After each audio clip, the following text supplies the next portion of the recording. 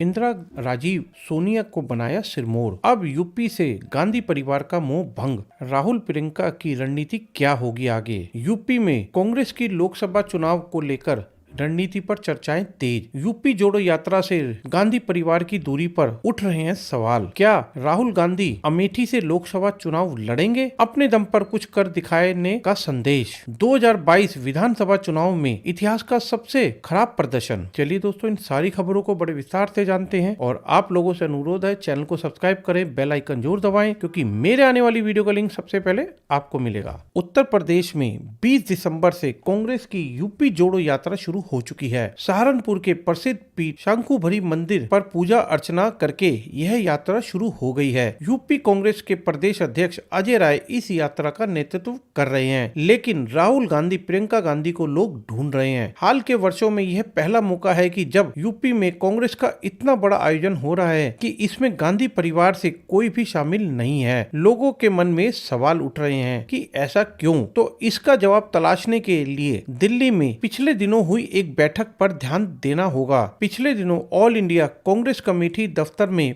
Party के राष्ट्रीय अध्यक्ष मल्लिकार्जुन खड़गे, राहुल गांधी, यूपी की प्रभारी महासचिव प्रियंका गांधी के साथ यूपी के कांग्रेस नेताओं की बैठक हुई। इसमें लोकसभा चुनाव 2024 की तैयारी की समीक्षा हुई। बैठक में यूपी के कांग्रेस अध्यक्ष अजय राय के साथ कई और नेता भी शामिल हुए। यूपी के नेताओं ने प्रदेश में पहले की तरह गांधी परिवार के सदस्यों की सक्रिय मौजूदगी की इच्छा जताई। साथ ही यूपी जोड़ो यात्रा में राहुल गांधी प्रियंका गांधी की भागीदारी का अनुरोध किया। लेकिन राहुल मेम ने बैठक में जो कहा उसने कहीं ना कहीं साफ कर दिया कि गांधी परिवार की नजर में अब उत्तर प्रदेश की स्थिति वैसी नहीं रही है जैसी पहले इंदिरा गांधी, राजीव गांधी के राहुल के अमेठी से सांसद बनने तक हुआ करती थी। राहुल गांधी ने कहा कि यूपी में पार्टी के नेताओं में उत्साह की कमी है। उन्होंने तेलंगाना का उदाहरण देते हुए कह दिया कि वहां 4 नेता ऐसे थे जो सीएम बनना चाहते थे और सभी ने मेहनत कर पार्टी को जिताया, लेकिन दूसरी तरफ यूपी में ऐसे 3 नेता नहीं है जो जिनका सपना सीएम बनना हो और उसके लिए वह कुछ भी करने का मादा रखते हों।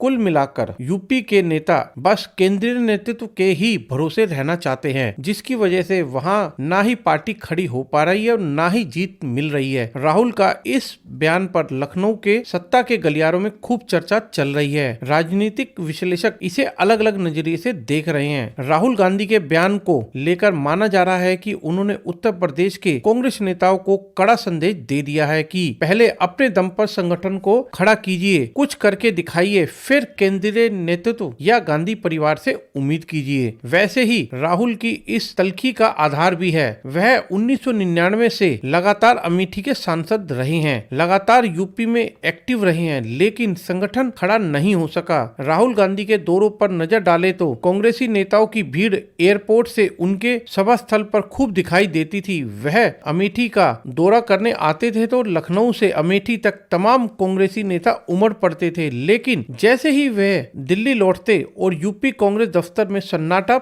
पसर जाता था। जानकारों के अनुसार हाल के वर्षों में देखा जाए तो यूपी कांग्रेस अध्यक्ष के रूप में रीता बहुगुणा जोशी के कार्यकाल में ही कांग्रेस जमीन पर थोड़ा लड़ती दिखाई देती थी। कई मुद्दों पर पार्टी ने लखनऊ से लेकर प्रदेश भर में सफल प्रदर्शन भी किए थे। ऐसा लगने लगा था कि कांग्रेस संगठन खड़ा हो रहा है, लेकिन इसके बाद नतीजा फिर से बेकार रहा। राहुल के बाद प्रियंका गांधी जब 2019 में यूपी में सक्रिय हुई तो भी कमोबेश यही स्थिति दिखाई पड़ी है। सोनभद्र से लेकर लखीमपुर खीरी तक प्रियंका गांधी ने अपने तेवर से पार्टी में जान फूंकने की कोशिश की, लेकिन जैसे ही वे दिल्ली लौटती पार्टी वापस पुराने धड़े पर आ जाती थी। 2019 में कांग्रेस की बुरी तरह हार और अमेठी से राहुल गांधी की हार ने कहीं ना कहीं पार्टी नेतृत्व को झटका दिया और निराशा से भर दिया। खुद राहुल गांधी वायनाड से जीते तो दक्षिणी भारत और उत्तर भारत की राजनीति में फर्क समझने लगे। राहुल के बयान से कहीं ना कहीं उनकी अमेठी की हार से उपजी निराशा का एहसास हुआ। 2019 में कांग्रेस सिर्फ रायबरेली से सोनिया गांधी की लोकसभा सीट बचा सकी। इसके बाद प्रियंका गांधी ने मोर्चा संभाला और पार्टी में जान फूंकने की